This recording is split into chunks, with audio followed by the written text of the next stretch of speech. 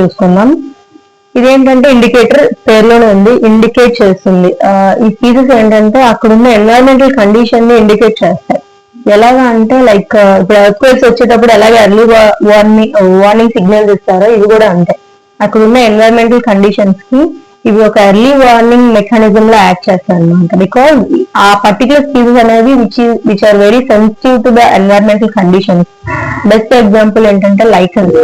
ఇది ఒక type of algae. మనం చెట్ల మీద నాచులా చూస్తాం కదా, విచ్ ఇండికేట్స్ దట్ ఏంటంటే ఒక చెట్టు మీద నాచు ఉందంటే అక్కడ చుట్టుపక్కల ఉన్న ఎన్వైరన్మెంట్ అనేది పొల్యూషన్ లేకుండా నీట్ గా ఉంది అని అర్థం అనమాట.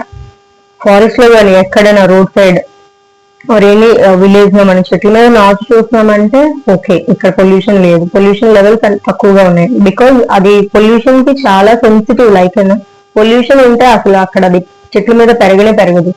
లైక్ అంటే which is type of algae, green గా చెట్లు